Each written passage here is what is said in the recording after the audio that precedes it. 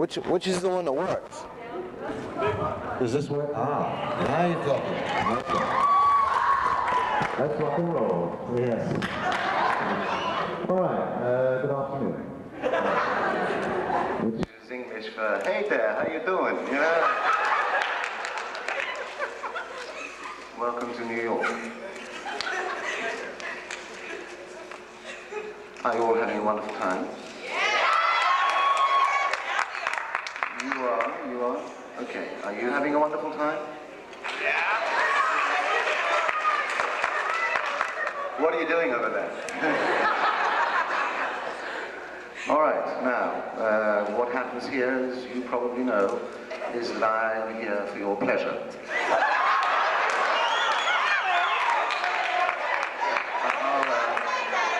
I'll rephrase that. The pleasure of receiving your questions and anything you want to ask me, I'll do my best to answer. Yes, ma'am. When is my book going to be published? I'm very glad you mentioned that.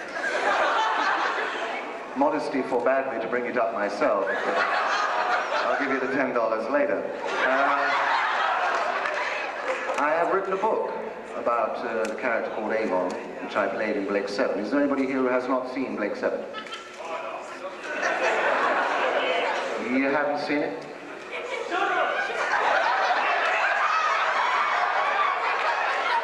And you haven't seen it? Turn your back. Okay, well, I played a character called Avon, who is the hero, charming, delightful man.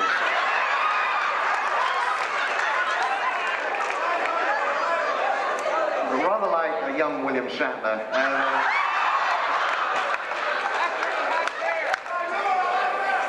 If you can remember that far back.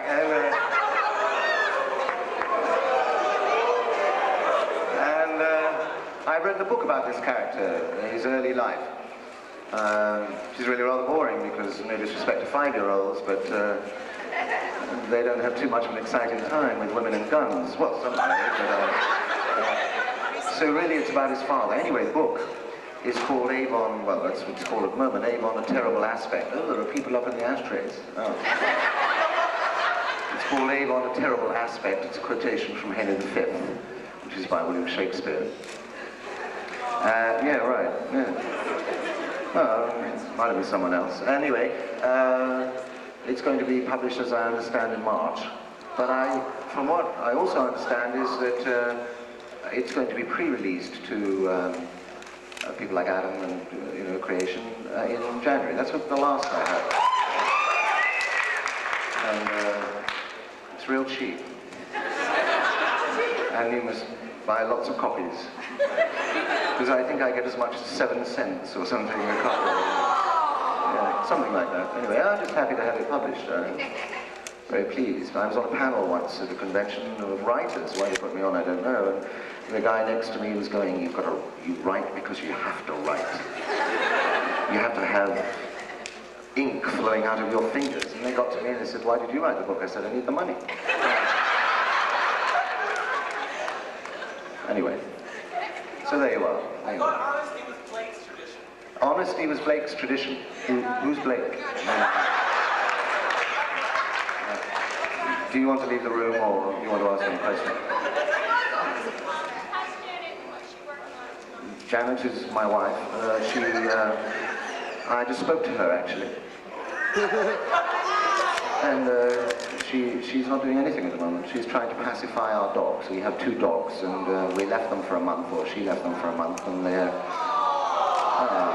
see, it's wonderful, isn't it? You mentioned William Shatner or dogs, you can't go wrong.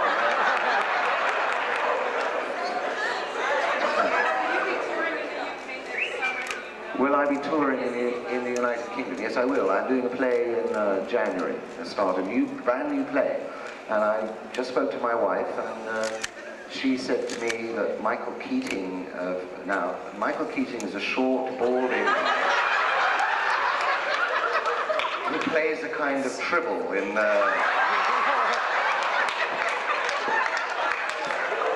you haven't seen the show.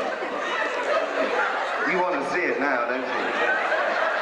And Janet told me that she had had a call from Michael on Friday saying that they have called him, the people who are putting on the play, to suggest that he might be in it with me.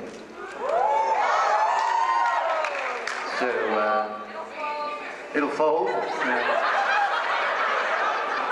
You may very well be right. But we'll see. I don't know whether he's going to do it. But anyway, that's interesting. I shall hopefully see him when I get home and discover whether or not I should have him in it. I'm power mad. Back to William Shatner again, yes?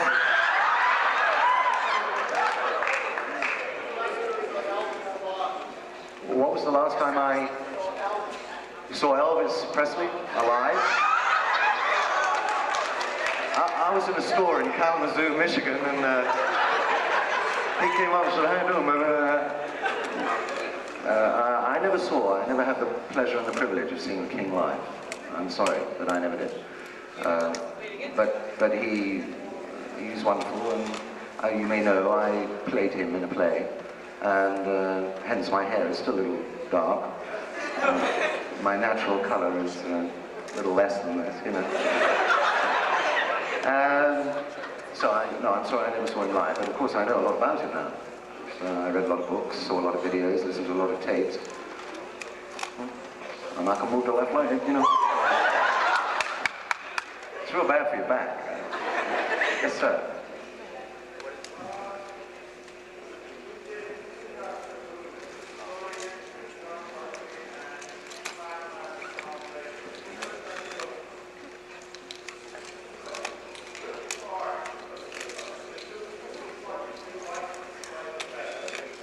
Right, okay. The gentleman asks about Doctor Who's I appeared in. Many years ago, when I was 12, I did something called Doctor Who and the Silurians. I think you call it something slightly different here. The Cave Monsters or something. And I did that with a man called John Pertwee. And...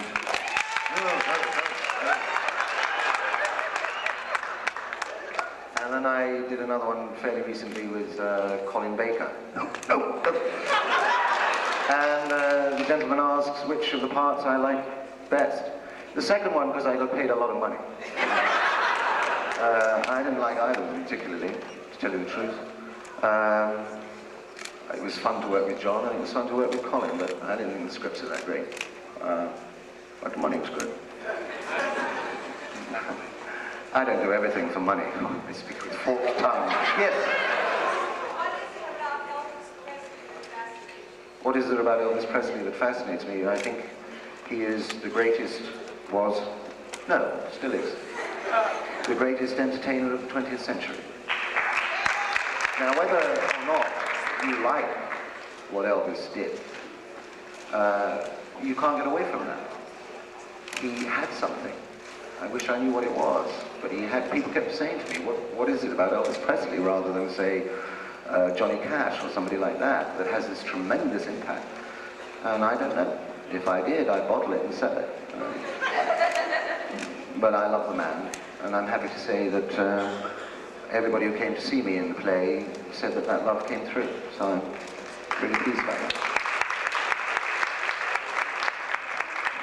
Is there anybody up in the gallery? The girl I love is up in the gallery. Yo, baby. What can I talk to you about? Will I be doing any more pantomimes? Now, pantomime, for those of you who don't know, is an English institution where the leading man is played by a woman and the leading lady is played by a man. Think about it. I actually played Dame once, which is the leading lady, and I played her like Jackie Onassis. And my wife was making me up. And she said, "I'm getting a little worried, you're better looking than I am."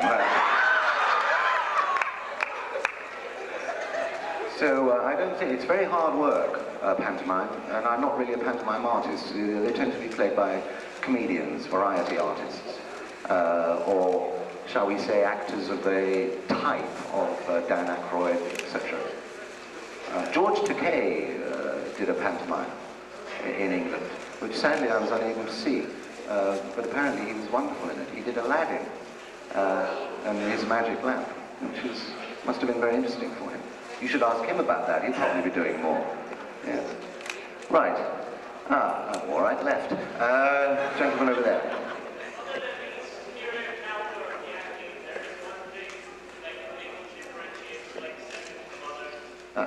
Other than the superior caliber of acting, thank you for that. Is there anything else that differentiates Blake 7 from any other science fiction? Me.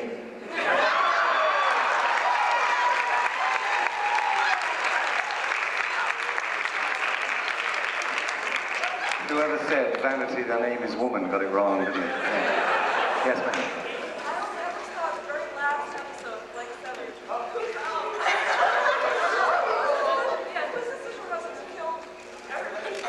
The lady only saw the last episode of Blake 7. You missed 51 treats. Well, 50, I wasn't in the first episode. Whose decision was it to kill everybody? Well, not everybody was killed, I wasn't.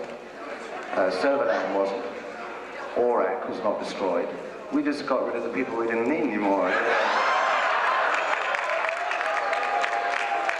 And it was not my decision, no, it was the script editor's decision, and they said, we're going to kill Blake. And I said, how? And they said, we don't know yet. I said, I'll do it.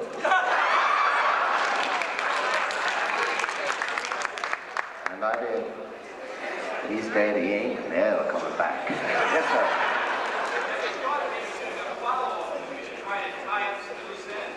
sir. Is there a plan to do a follow-up to tie up some loose ends? There is a plan, yes. Whether it will come to fruition remains to be seen. But there is a plan. Well, you know, how long did it take you to get Star Trek back? It may take us as long. In which case, you know, I'm going to be Avon Ironside, you know, something like that. But, yeah, there are plans. We'll just see. Yes, ma'am. Elvis seems to be a personal hero of yours that you did get to portray him.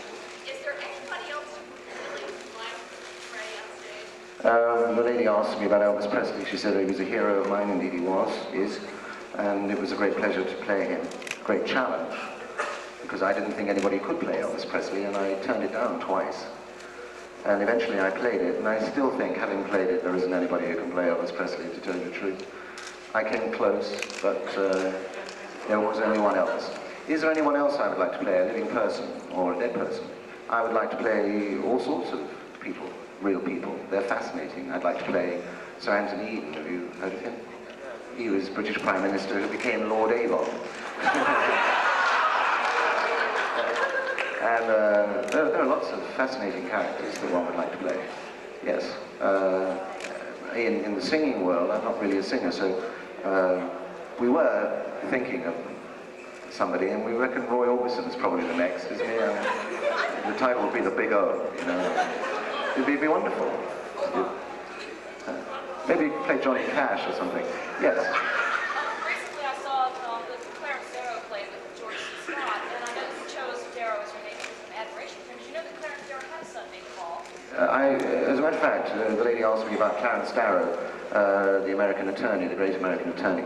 And then, did I know that he had a son called Paul? Yes. My father, who studied law before the Second World War, wanted me to be a lawyer. Used to correspond with him. Yes. Yes, ma'am. The subject of names. For the series, you chose the name Avon. Was it just like his own name that was pulled out of the hat, or was there something? It's Nova backwards. Avon is Nova backwards. The lady asked how the name was chosen. That wasn't the way it was chosen, though. It was just picked out of the air. Terry told me he plucked it out of the air. And there's the River Avon, I guess he was thinking about that. There are Avon tires. It's a classy name. It's interesting to note that the class system is maintained within Blake 7, and that the upper class is called by its surname, the lower class by the first name. So you get Villa, who's really trash, you know.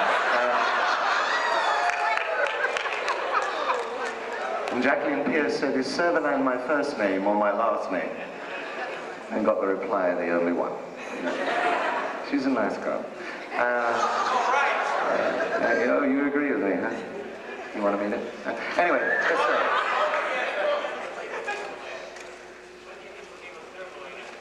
what do you think became of what do I think became of Serverland after the series finished? Well, she's got a little planet, she's got a nice condo on this planet, and she's designing it for me to go and join her, because Jacqueline was convinced that the next series was going to be called Avon and I. We were going to set up home, and it was going to be great fun, you know, with all the little kiddies running around. Can you imagine? 5-year-old kids going...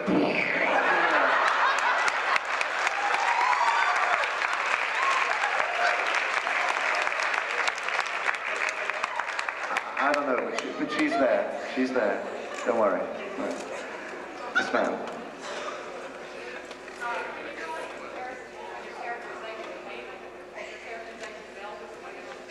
Can I draw any comparisons between Elvis Presley and Avon?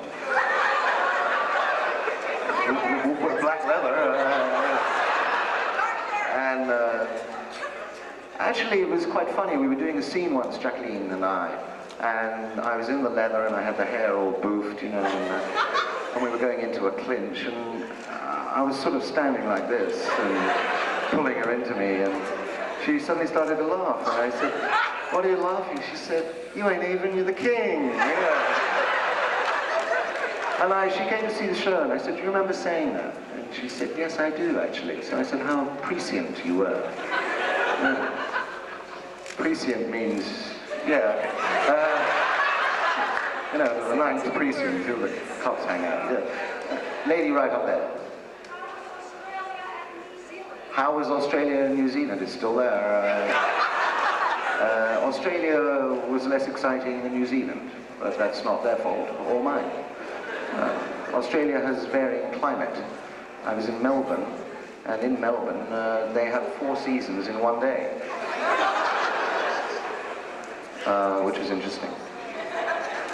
But it was quite nice, because Michael and I walked into a shop the very first day, and the girl assistants all went, oh, it's Avon. And Michael's standing there going, you know. And they didn't recognize him. He's terribly worried about that. And I said, well, you know, wear your wig next time. Yeah. I'm sorry? How did my wife handle flying? It was great. You know, she flapped her arms, and no, she was fine. She was fine. Yeah. She was all right. She got there. She always says, you know, people say, was it a nice flight? She said it arrived, didn't it? You know. Yes, ma'am.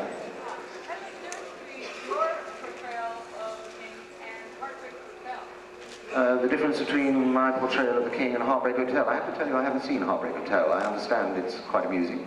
I'd like to see it, but unfortunately I can't answer your question because I haven't. I beg your pardon. Yes, ma'am. How did I get to meet my wife? She walked in the door, and we were doing a play called The Hunchback of Notre Dame. She was playing the No. Oh, crikey, this is being recorded. She'll film me. Yeah. Yes, we were doing a play called The Hunchback of Notre Dame. For some reason, I was playing the villain. And she was playing a rather pretty young thing. And at one particular point, the Hunchback had to throw me over the battlements of Notre Dame, as you would say. And they put all the mattresses there so that I would land. But of course, she used to stand and watch me, her hero, you know. And so I used to pretend I'd hurt myself. And, oh, you know, things I do for my art. And she'd go, are you all right? Can I get you anything? And after a while, she ended up getting me things for 20-odd years, you know. So that's how we met. Who went? Yes, sir.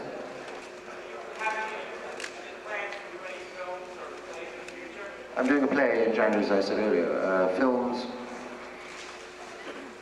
not at the moment, but we have a project that we're interested in, and that may happen, we hope, next year. I can't tell you anything about it at the moment, but if it comes off, I think you'll like it. Where did I grow up? I haven't yet.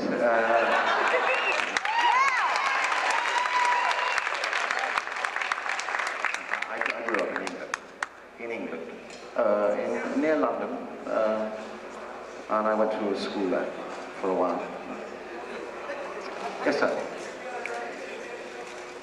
will I be on TV anytime soon? Alas, no. American TV, well, I wish I could, but I mean, William Shatner just keeps going and going and going. We're hoping to do a movie together, you know? Bill and I. It's the Dan Coyle story, you know?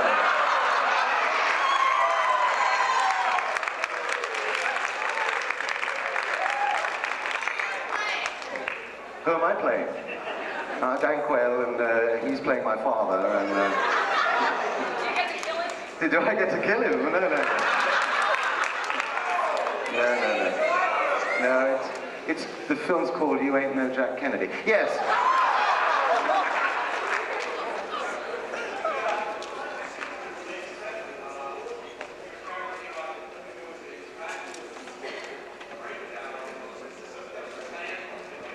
The gentleman asked about the breakdown of, the apparent breakdown of the character in the psychological sense you presumably mean, of the Avon character. Before I answer that, I should say that I mean no disrespect to your political figures, but the joke was there.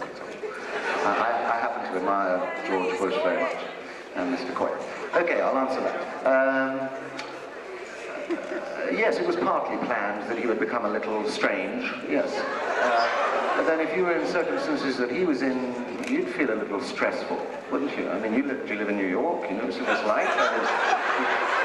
Can you imagine what it's like at Jupiter Junction? You know, it's very stressful. But I never played him as a psychotic. People suggested that I did, because psychopaths don't know that they're psychopaths. And when I said that this place is full of psychopaths and the camera came close up on me, I smiled. So I knew I wasn't a psychopath. And listen, just because you're paranoid doesn't mean they're not out to get you.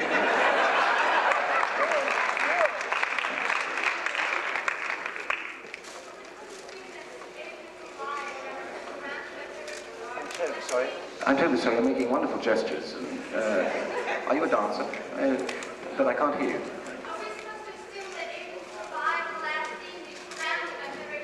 Are we supposed to assume that Avon survived even though he was surrounded by Federation guards? The short answer is yes. Because could you live without me? Oh, you're so eager, yes. In response to what she says, we have a theory about how Avon survived. Just to throw out the fire, he ducked. The gentleman says that just as the guards are about to fire, Avon ducks. A lot of people think Serverland comes in and says, "Stop, I want you."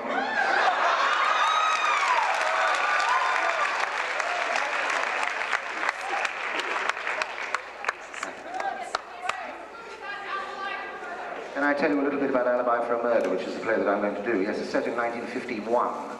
So it's pre-Elvis, actually. It was the year that Humphrey Bogart won the Academy Award for The African Queen. So we have a little nostalgia in this play, and it's about a man who decides to murder his wife. That's fairly familiar. I play the man, and we're hoping to have a very good actress to play the wife, and he does indeed murder her and almost gets away with it. It's quite a horrific piece. It's very Hitchcockian, and you have the pleasure, and I hope I have the pleasure too, of listening to Anthony Perkins tomorrow, and it's kind of psycho-ish, which is rather nice. So, I mean, your question earlier on about Avon being a bit psychopathic, well, you come to England and you'll see the real thing. Yeah. So, how are we doing? Anybody up in the ashtray? Yes.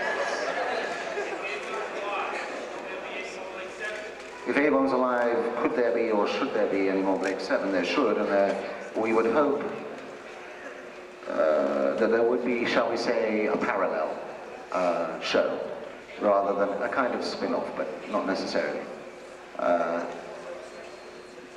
We're thinking about it.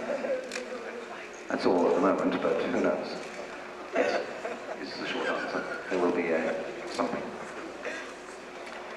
Yes, ma'am? Which set did I like better, The Liberator or Scorpio? I like them both fairly equally. The Liberator was very pleasant to play on, nice and big. The other one was more spartan. And I preferred that because I felt it made us more vulnerable. Having said that, I enjoy playing on the Liberator. I always felt that Avon was vulnerable. You never know, he could get killed. He didn't, of course, but because, you know, he'd do unto others as they would do unto you, only do it first. He lived by that. Yes, ma'am.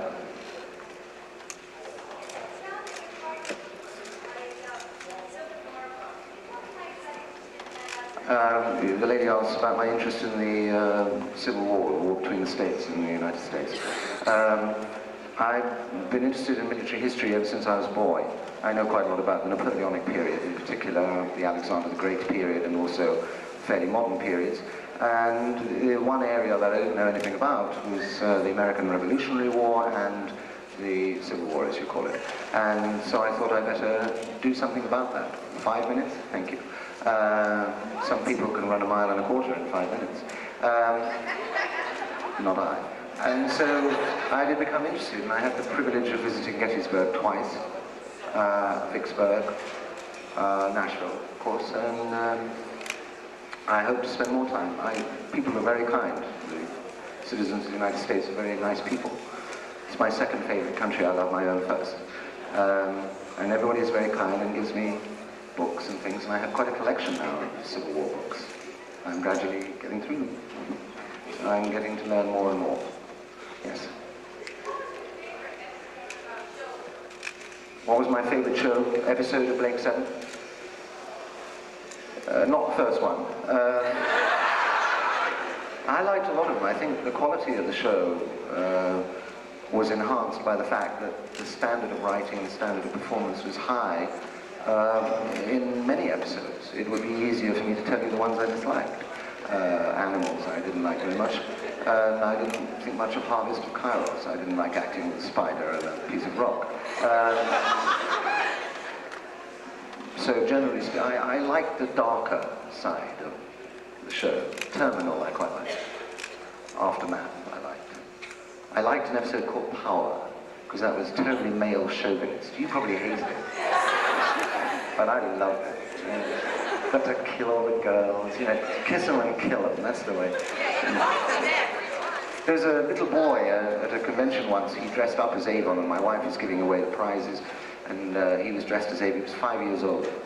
And she said to him, "Why are you dressed up as Avon?" And he said, "Because I like him best." So she said, "Why do you like him best?" And he says, "Because he kills people. And he hates girls."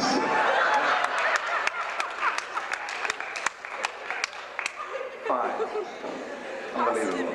We have probably 4 minutes now, so let's take, I guess, 4 questions. And we'll go around. One from that section, one from that section. We'll take 5 questions. One from that section, one from that, one from that, one from that, and one from up there. Let's start over there. You first, sir.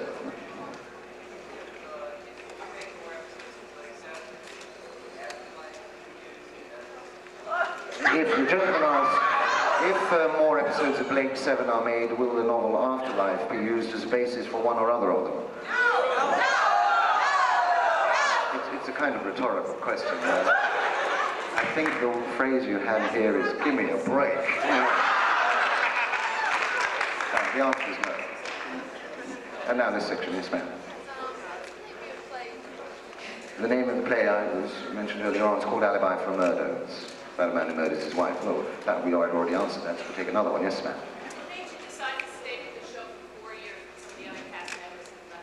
What made me decide to stay with Blake 7 for 4 years when other members of the cast had left earlier?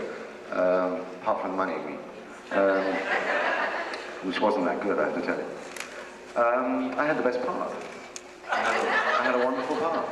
And I thought it was foolish to give it up. You don't get that many good, really good parts. Ask any actor, and he'll tell you, over the years, he maybe will get 30, 40, if he's lucky, parts out of 100 that he really liked. And so I stuck with it, and I would have stuck with it. How about the ashtray? So, when did I kill Tarrant, or why didn't I? Why didn't I kill Tarrant? He had a contract. Believe me, I wanted to. But then I thought, well, you know, he'll get himself killed anyway, so why bother? Yes, he was a rather gung-ho character, wasn't he? Yeah, Blake in training, yes.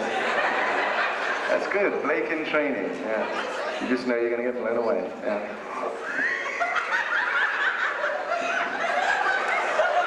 If that's dirty, I want to hear it afterwards. And now this section. Nobody in this section. So you say. Yes, sir. Is there anything that you wish you would have done differently when you look back over the episode? Is there anything I wish I had done differently when I look back over the episodes? Not really, because what you do is what you do at the time. Well, obviously with hindsight you think, oh, I could have done that better. But then it wouldn't have had the spontaneity. I'd like to get the girls sometime. I never seem to. They were fine when you did. I used to kill them, yeah. But, so maybe it was my own fault. Yeah. And you want to wind up now? One more question? Matt? Yes. Yes. You've won the prize. What is your name?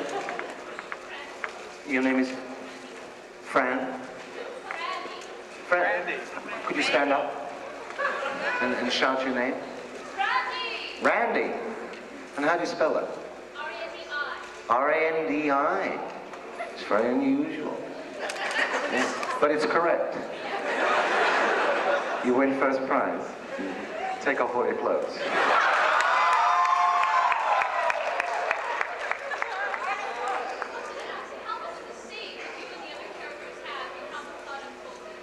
How much of a say did I and the other characters have in how the plot unfolded in Blake 7? Plot? No. Development of the characters, a certain amount. As the power increased to the actor, obviously one had some influence. Not as much as one would have liked, but certainly a certain amount. Michael Keating less so, sadly, because I thought his character fell away a little bit until we came into an episode called Orbit, when I thought he was at last given the chance to shine, and he did, admirably. And I thought it was a pity that he didn't get more opportunities. I, on the other hand, had a fair number of opportunities. And I took them. Okay, one more and then we'll finish. Okay, one more. First, put your hand up. Yes. Do I keep in contact with any of the other actors? Yes. Yes, I do. Michael Keating, I keep in contact with. I have seen Gareth Thomas on a number of occasions. He never turns his back on me. Yeah. Can you blame him? And I've seen the girls, and I've seen Jacqueline, and it's always nice to see her. She's a nice girl. So yes, to a certain extent, but mainly I'm very friendly with Michael and Stephen Greif, who is the very first Travis. I know Stephen for many years.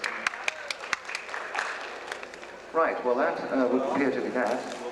And now I'm going to go and sign some autographs, if any of you happen to want them. No checks. Unless they're made pale to me. I would like to say, though, before I finish, that I always receive a very happy welcome when I come to these events. And you've been very gracious and very kind, and I thank you. Let's have a nice hand from Bob.